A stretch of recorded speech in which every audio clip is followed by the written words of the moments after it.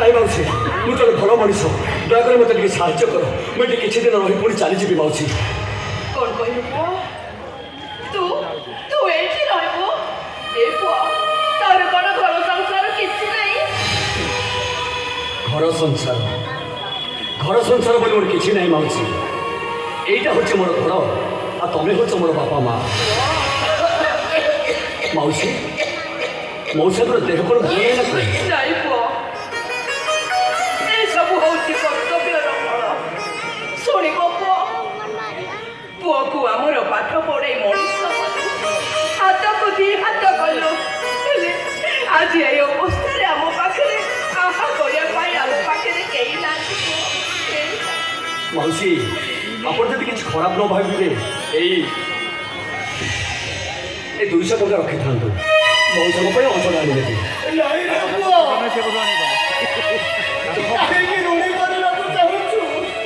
ମଉସା ଆପଣ ଯଦି ଭାବୁଛନ୍ତି ଋଣୀ ବୋଲି ତାହେଲେ ରଖିଥାନ୍ତୁ, ଯେତେବେଳେ ଆପଣଙ୍କ ପାଖରେ ପଇସା ହେଇଯିବ ଆପଣ ମୋତେ ଫେରେଇ ଦେବେ।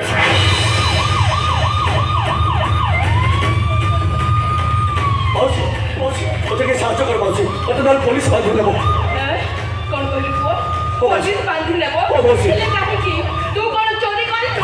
ନାଇଁ ମାଉସୀ ମୁଁ ତମକୁ ସବୁ କଥା ପରେ କହିବି, ଦୟାକରି ମୋତେ ଟିକେ ଲୁଚେଇ ଦିଅ, ଦୟାକରି ଲୁଚେଇ ଦିଅ ମାଉସୀ। ଠିକ୍ ଅଛି, ଯା ସେ ବାରିପଟେ ଲୁଚି ପଡ଼ିବ, ପୋଲିସ ଗଲା ପରେ ପୁଣି ଏଠାରୁ ଚାଲିଯିବ। ଠିକ୍ ଅଛି ମାଉସୀ ଏଇ ରଖିଥାଅ।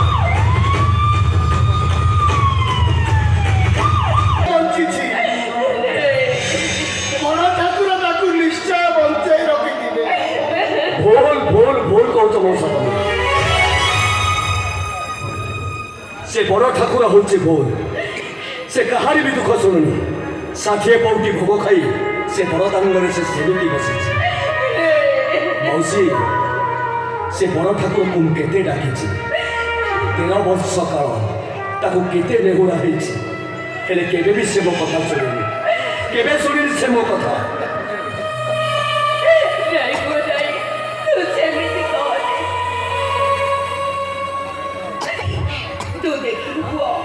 ଦିନେ ଦିନେ ସେ ଡାକ ନିଶ୍ଚୟ ଶୁଣିବ, ନିଶ୍ଚୟ ଶୁଣିବ।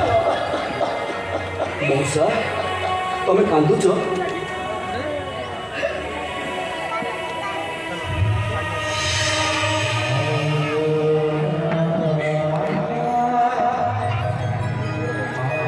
ମଉସା ତମେ ଜମାରୁ ମନେ ଦୁଃଖ କରନି, ଏଣିକି ମୁଁ ସବୁଦିନ ଏଠାକୁ ଆସିବି, ଆଉ ତୁମର ଦୁଃଖ ସୁଖ ଭଲ ମନ୍ଦ ମୁଁ ସବୁ ବୁଝିବି, ଆଉ ଯେତେ ଟଙ୍କା ଦରକାର ମୁଁ ତମକୁ ଦେବି।